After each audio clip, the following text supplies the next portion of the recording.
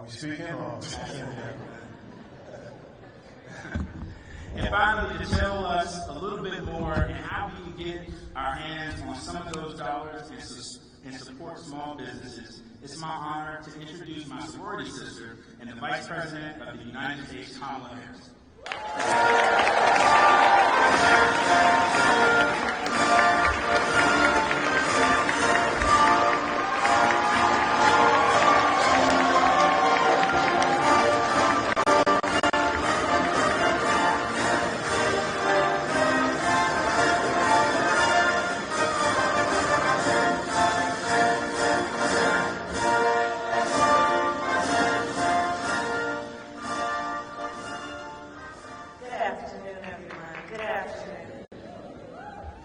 Good afternoon, everyone. How's everybody doing? How's everybody doing? Okay, wait.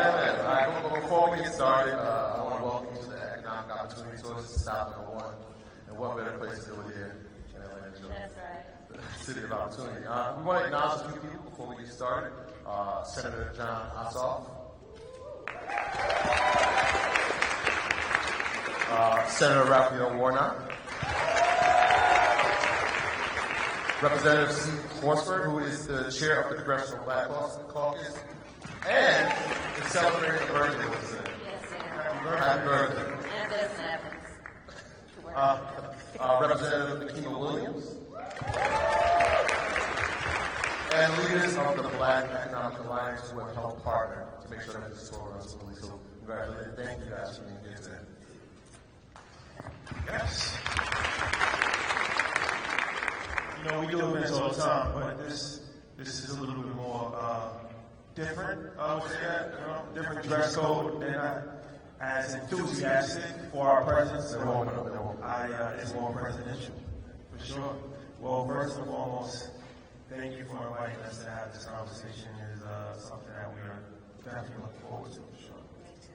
So my first question is, how are you and the president building an economy that provides an opportunity for all? So let me start by thanking Donald Boone for that introduction and being here. He is one of the almost 50 entrepreneurs that I invited to my office at the White House last summer to talk about their work, and so I could listen to them and learn what we needed to do to get the word out about what we are doing. And this economic opportunity tour, as much as anything, was born out of that, and then a dinner that the three of us had at my house.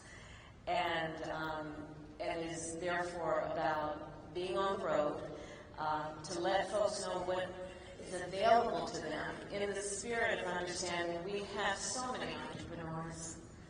We have so many people who have incredible ideas. They are innovative, hardworking, ambitious, have aspirations, have vision. None of that we lack for in the community. But for most folks, we lack access to the resources that will feed those ambitions and those aspirations. I chose Atlanta to be the kickoff for this economic opportunity tour for many reasons that include one of the leaders who is among us, and I would ask us to rise and applaud him, and that is Ambassador Andy Young.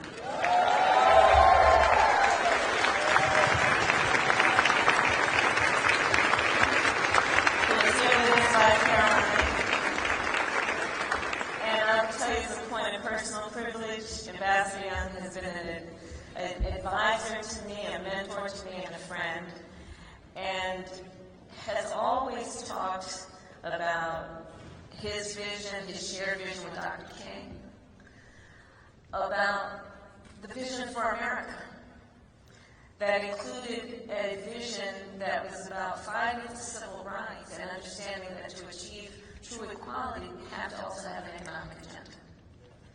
And that agenda must include speaking to people's ambitions. That yes, everybody wants a job, and President Joe Biden and I are very proud that in our administration we have brought Black unemployment down to historic lows. But that's a baseline. We also are focused on something Ambassador Young has talked so much about, which is creating opportunity for people to build wealth and to thereby not only strengthen their family, Don Boone talked about that, but strengthen the economy of the community as a whole, and everybody in society benefits. So that's why I'm here. And to talk about what we have done, whether it be an extension of the work I did in the United States Senate to get $12 billion more into community banks, or the work that we have done, and you heard the panel earlier today, that is about uplifting our capacity through the Treasury Department. I want to thank Secretary Yellen in her absence for what she's done to be a partner to me around focusing on a number of issues that are about access to capital, but with a focus also on minority-owned businesses. And then what we did to create the Economic Opportunity Coalition, which is both, Bank of America, Wells Fargo Bank, Google, and getting private equity to invest in community banks, some of the local community banks being represented here, to increase access to capital so that our entrepreneurs in the community have a place to go where it's the people who are doing the lending know the community, know the capacity of the community, know the mores of the community, and can provide not only capital, but the knowledge that so many need to understand how to run a business. You have a great idea, but you don't necessarily know how to run a payroll. Don't necessarily know what kind of system there is for business taxes in a way that allows you to maximize your resources. Don't necessarily know how you're going to keep up your inventory. And don't necessarily know what is available in terms of creating access to markets. So you have a good product, but you need access to markets.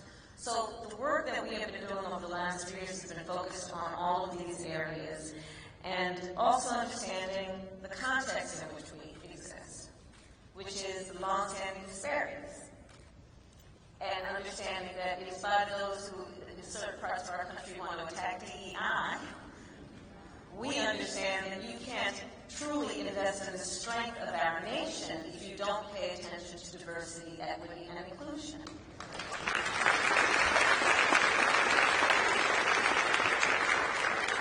We are, for example, paying attention to the fact that in order for any family or individual to have economic well-being, much less the opportunity to create wealth, we need to take into account the history of, for example, the ability of black folks in America to own a home. Let's go far back enough, we can go even further, but let's go far back enough to remember the GI Bill. That was a promise by our nation to invest in who we call the greatest generation, who fought in that war. And so there was a policy that said, let us reward them for fighting for our nation and all that we hold sacred, and give them access to loans for home ownership. And the reality, however, of a well-intentioned plan is that it was not well-intentioned in the way it was implemented for a lot of people. In that, black veterans did not receive, in equal measure, those loans. And so whereas the whole population of people had public policy that was about federal investment on lifting people up, certain folks, and black folks in particular, veterans, did not receive the benefit. So now we look at the disparity that's created even by that. We look at the history of redlining. We look at the history of segregation. We remember what happened, I don't want to talk about these urban plans, and what that did to cut freeways across communities and limit their access to commerce. We look at what we've been dealing with as an administration around bias and home appraisals, even to this day, where it is well documented that when a black family in certain places is trying to get an appraisal for their home, be it to get a second loan or to sell it, they're appraised at a lower value than a similarly situated white family. And so these are some of the areas that we are focused on through our economic policies. We've been dealing with student loan debt. Understanding that, black students are much more likely to take out a Pell Grant. We've seen an increase in tuition over the years, but the increase in Pell Grants has not been commensurate with that. We're working on that a bit. But the student loan debt and the forgiveness of that, as a way to allow people to have more assets that they can then put into buying a home or building a business. So these are some of the examples of what we've been doing. We've been focused on medical debt. Just add that. Medical debt can be one of the fastest ways that somebody can go bankrupt.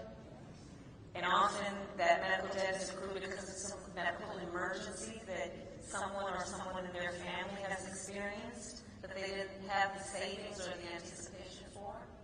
And we have now put in place a rule that is in the process of being implemented where we have required that medical debt cannot be a part of your credit score.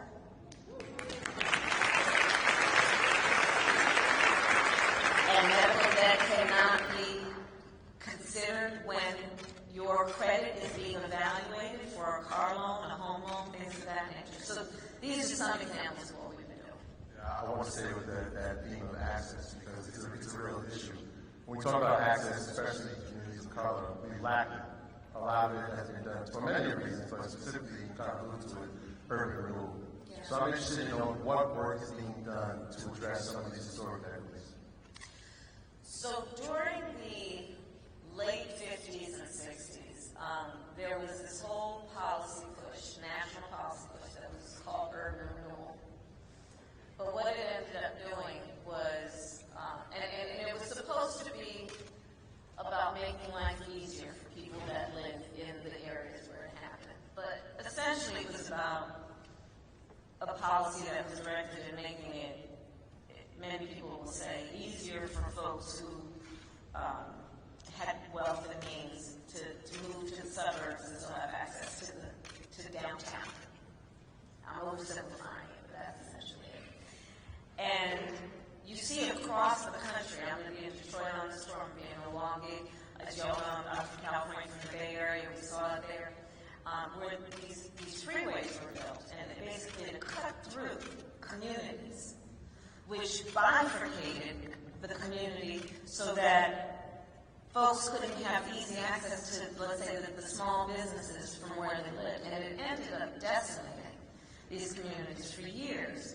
So what we have been doing through our infrastructure bill is putting resources into basically reconnecting communities. So here in Atlanta, for example, Freeway 75 and 85, what we are doing is dealing with the fact that I guess there was a division from Sweet Auburn from downtown, and what we need to do to reconnect by creating basically pathways that include over that pathway creating parks, but literally the infrastructure and recreating that infrastructure so we can reconnect communities. So here in Atlanta, there's going to be $158 million out of our infrastructure bill that will do that work, and it's going to create, we estimate, about 13,000 jobs.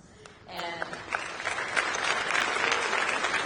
also focus on affordable housing, which is one of the big issues that we're facing as a country.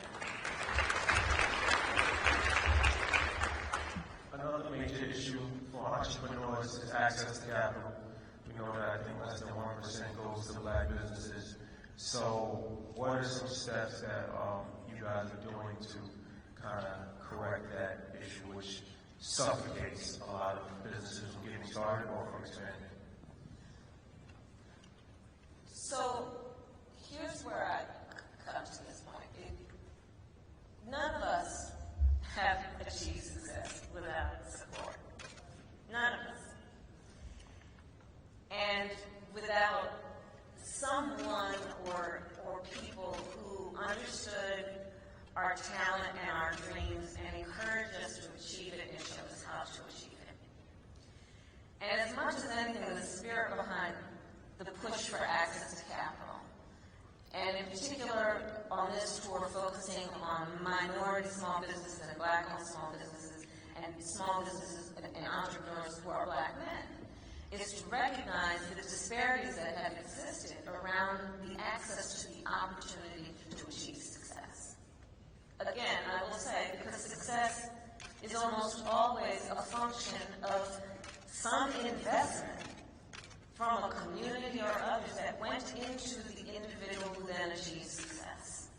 So the access to capital push that we have made has been about, yes, getting more more federal dollars into community banks. It has been about getting the private sector and the big banks to invest, because they will admit, and we know they are not necessarily in the place where we need them to be situated to know the community. Access to capital encompasses a commitment to also making sure that we are doing the teaching to then create the access to market. So it's about financial literacy, a lot of what we talked about before around helping people know how to start a business and keep a business going. And it's also about understanding that our small, I interchange the word entrepreneur and small business. I think basically, depending on the generation, someone considers themselves an entrepreneur in terms of younger small businesses, but it's all entrepreneurship, right?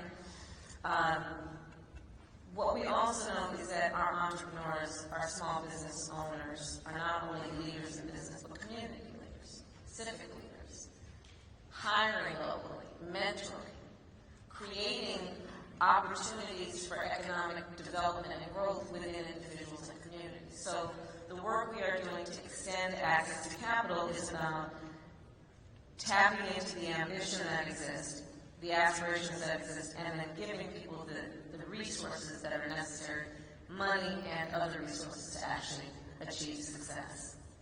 Can you talk a little bit about how you all achieved your success and how this kind of approach would lend itself to others having a story similar to yours? We started with an iPhone and an idea. That's what we say, that we didn't have any capital when we started, right? That's the beauty of social media. Technology has really empowered everybody and kind of leveled the playing field. But what we're seeing is that when we're interviewing, other entrepreneurs that may not have the same business model as us, they have an extremely difficult time. And especially when we look at the next generation of unicorn companies, billion-dollar, multi-billion-dollar companies, those are mostly tech companies. And you do need a lot more money to start a tech company. So I feel like the entrepreneur in Morehouse, they have just as good ideas as Mark Zuckerberg and Jeff Bezos, but they don't have the capital. So they either abort those ideas or they work for those companies for even has the issue, because we know that we are not hired at the same rate in Silicon Valley as other people as well, right? So even talking to Robert Smith and a lot of other people like that, this is a very complex problem. But I think from our perspective, we have a unique perspective because we actually get to talk to entrepreneurs every single day, and we can understand how $100,000 can just accelerate their business, right? $50,000 can accelerate their business, right? And even looking in the crowd, we have entrepreneurs. I see Pinky Cole, I see Eastside Golf. These are young entrepreneurs that went out on a limb and bet on themselves, right? But a little bit more capital, they can be the next McDonald's. They can be the next Nike, right? And that's what we need in our community, so they can employ. So they can employ not just 100 people, but 100,000 people. That's right, and that you hit it on the head in terms of how we feel about this. This is, yes, there are going to be those who need $20,000 loans, but folks need $1 million loans, right? And when we talk about a small business, it could be a dozen employees, but it could also be 200 employees. And it is that piece of it that is about getting to that next plateau. That is very much how I'm thinking about this tour and the work that we are doing. So yes, it's about startup capital, but also what is required then to grow and to scale and have it be sustainable. One of the pieces I failed to mention before, but I'll mention now, is the President and I, when we first came in, made a commitment that we are going to increase by 50% the number of federal contracts going to minority-owned businesses. And we're on track to that now. So part of the point of this tour has been to give folks information about how you apply for a federal contract. The reason that we made that commitment is because we then put in place more information that is available to more people about how to get a federal contract, because a lot of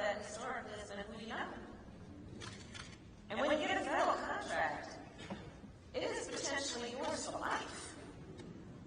And it's very sustainable and can be the source of great growth for that individual who owns that business and beyond. I'll also say this, and I was saying to a few folks earlier, the work that we have accomplished as an administration, be it the infrastructure bill and what we are doing to invest, it will be trillions of dollars in infrastructure, roads, bridges, sidewalks, all that, transportation, public transportation. What we have done with the CHIPS and Science Act, which is about investment in technology and research and development. What we are doing with the Inflation Reduction Act, which is about at least $1 trillion invested in the climate and a clean energy economy.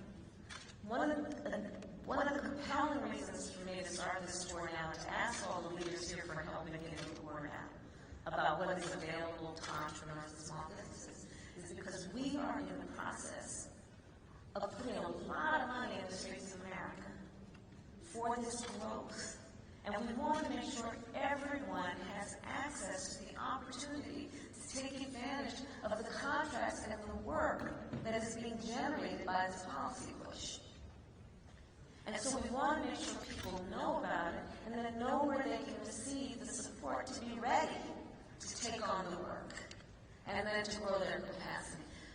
I was very surprised to learn that over 70% of construction companies in America, and I'm pretty sure that number is so correct, 70% of construction companies in America employ 20 or fewer people. Those are small businesses, right? Who, when we're building back up America's infrastructure, a lot of that's construction work. Got to make sure people know about what's available to them to actually take those jobs. I think that's why this one was so important, right? I always believe that first is the awareness part.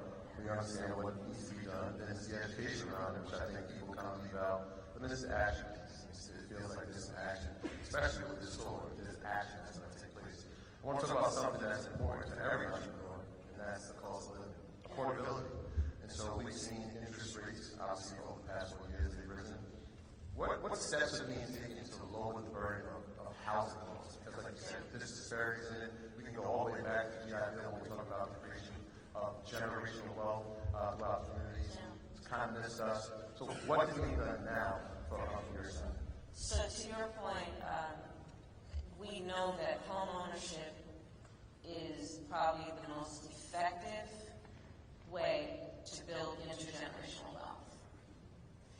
And it just is a fact. And just think about it in this context. As a homeowner, then as a parent, if you have a child that wants to go to Howard University, Such a great choice. What way you got now? I could all myself. Or FAMU, or Spelman, or Morehouse, or Clark. And Clark Atlanta, yes. And as a parent then, as a homeowner, if you have some equity in your home, you can say to your child, don't take out the loan. I'll take out some of the equity to help you pay for tuition so that you don't graduate with extraordinary student loan debt. And so that when you graduate, you can do your dream job and not worry about those hundreds of thousands of dollars of debt, and you can go on and prosper. As a homeowner, if your child says to you, I want to start a business, I've got a great idea, and you as a parent can say, let me take out some equity to give you some startup capital. Intergenerational wealth. However, again, as we've already discussed, there have been biases and explicit laws and practices that have been in place over generations to exclude certain folks and communities from that opportunity to create that wealth. And so we're focused on it, also knowing that the net worth of a homeowner is about 40 times that of a renter. Think about that. And so what we can do to uplift and create opportunities for that are very important. So one of the things we've done is we have proposed that there would be for first-generation homeowners, so first-time homeowners, at a certain income level, a $25,000 credit to be able to put a down payment down, which we know would make a huge difference. And then we're looking at an additional policy that would be about basically, for those who qualify, $400 a month in tax credits so people can be able to pay their mortgage on a monthly basis. And we are on track to a commitment to build 2 million more affordable housing units, including what we're doing here in terms of the freeway.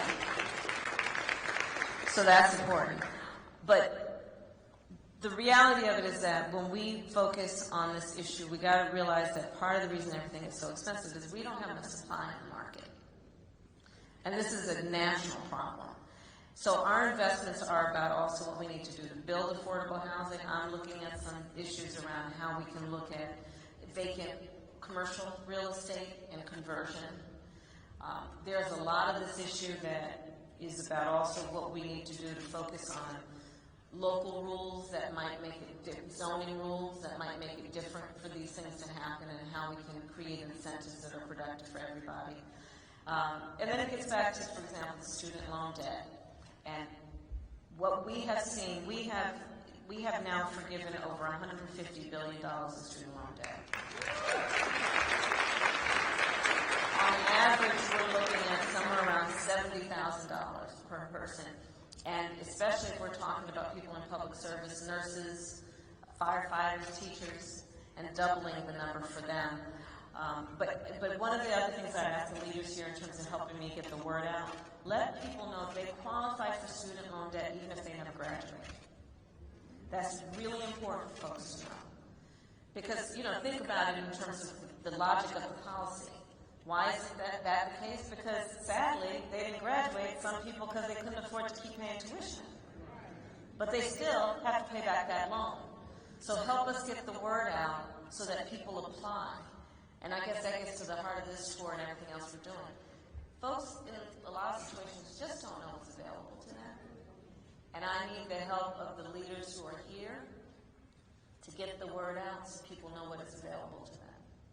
Well, that leads me to my next question. I'm not sure if you already answered it or not, but I was going to ask about student loan and what the administration has done for, obviously, there's millions of Americans that, once again, are suffocated with student loan debt, and it's really crippled their lives.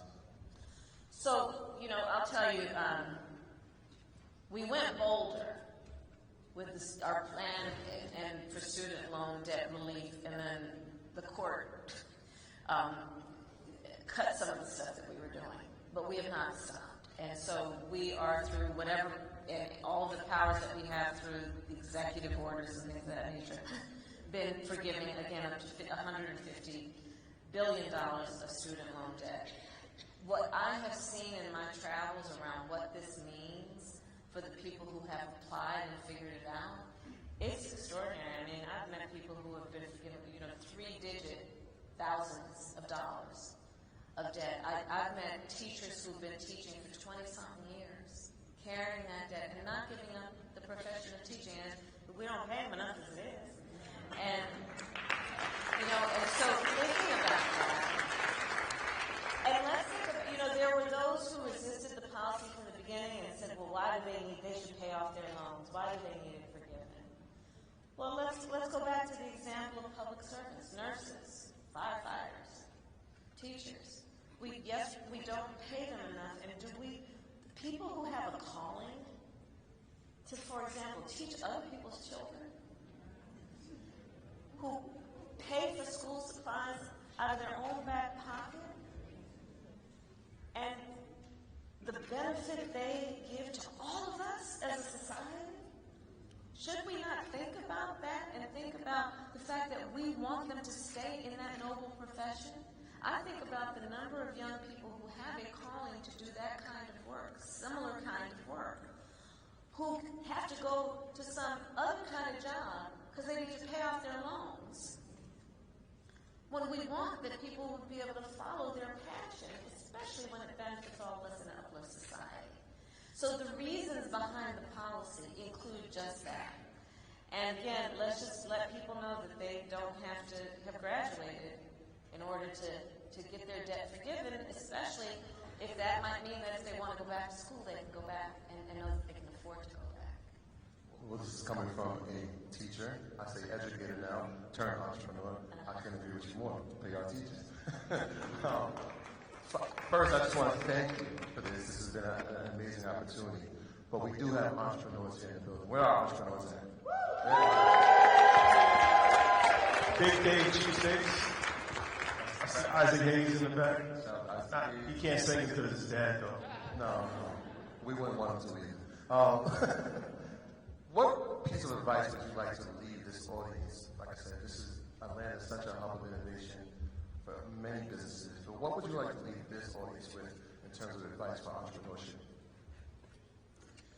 That you are worthy of and entitled to receive an investment in your dream and your ambition, and to seek out the resources that exist. And we're trying to make it easier for you to find those resources, but seek them out and know. You know, it's interesting. There's some studies that show that Black entrepreneurs are often less likely than others to actually apply for a loan for fear they will be rejected. That is pretty significant data that supports that point. So part of my advice is go for it. Apply for it.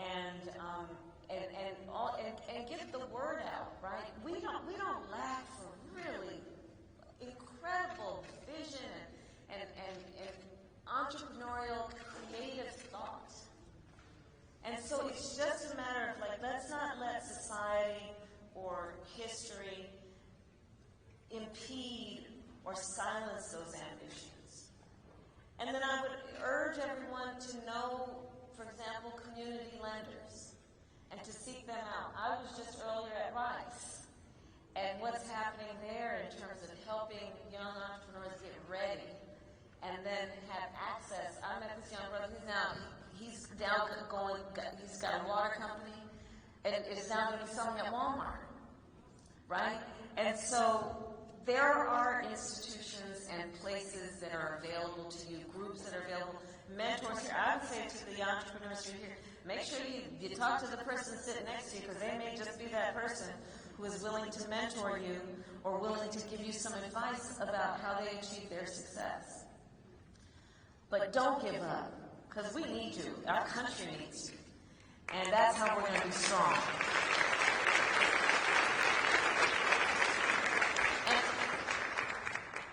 And I want to just put a fine point on it. Be proud of your ambition. Be proud of your ambition. Have ambition. Dream with ambition. Do not ever be burdened by other people's limited ability to see what is possible. Don't let that burden you. You know, my mother always used to say to me, don't you ever let anybody tell you who you are. You tell them who you are. Right? I was going to say, I eat no for breakfast. I don't hear no until maybe the 10th time. Don't hear no. Don't hear no. Madam Vice President, thank you for your time. Thank you. Thank you.